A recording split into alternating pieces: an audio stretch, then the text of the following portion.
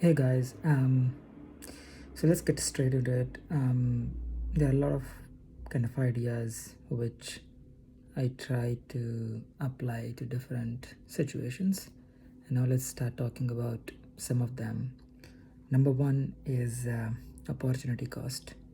So, the idea of opportunity cost, as you know, is that when you are trying to choose between A and B and you can only choose one, if you decide to go ahead with A, then opportunity cost is B. Next one is when you're trying to do something, there is a point of diminishing return which comes, um, after which, if you try to optimize it further, it gives you negative returns. Now, this mostly happens when you're trying to perfect things. Third idea is that um, the idea or the concept of like reframing the problem is very helpful in making sure that people align and people chase or people start working on the problem in the right direction. Now, for example, if you really have an impossible goal, you cannot say that you have to eliminate this particular problem, but what you can do is that how can we best reduce it. um, um, so yeah, the next one is you know the the idea of heuristic, where you don't have a perfect solution which can, or perfect formula which can give you an accurate solution, but you have sort of a mental model which allows you to solve some complex problems. Next idea is the concept of an anti-pattern. So these are things which we commonly do, and they produce negative results.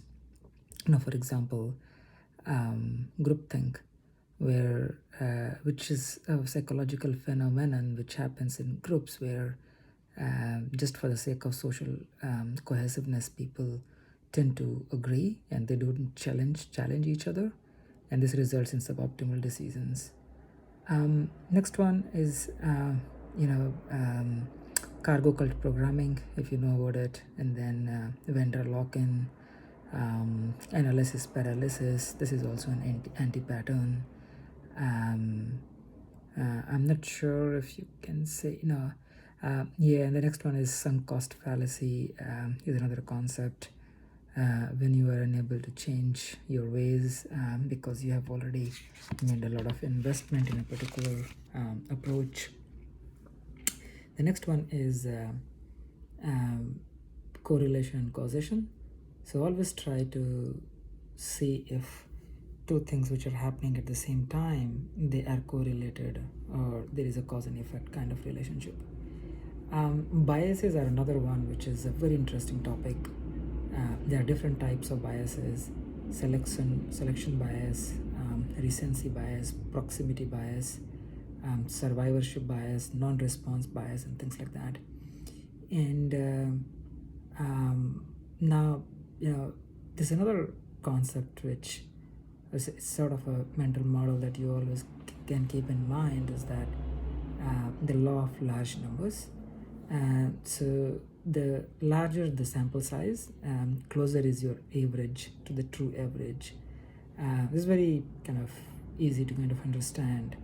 And then this is related to statistical significance as well, that if you're trying to find a statistically significant result, make sure that your sample size is larger than a specific number. 80-20 rule is another one which helps you increase your leverage at every turn, which a lot of people also call Pareto principle. There's a book by Annie Duke, which is called Thinking in Bets. I like the main idea is that it could be this strategy for life as well, that we have to strive to make high quality decisions. It doesn't matter whether we succeed or fail. believe in the process, believe that if you take this approach of making high quality decisions every day, every month, every year, overall the outcome over a period of time will be much higher. So make sure that you calculate the expected payoff, expected value, and then make decisions based on that. But don't really get hung up on the success and failure of a particular and specific instance. And this is what kind of differentiates a great player from good player. The next one is the concept of false positive and false negative. So keep in mind there are cases which might occur, like for example, I think I used to work for a bot management solution, and our solution used to detect automated traffic, and a lot of times based on some machine learning model, we used to detect whether the incoming traffic is a bot or a human. And a lot of times we had false positives and false negatives.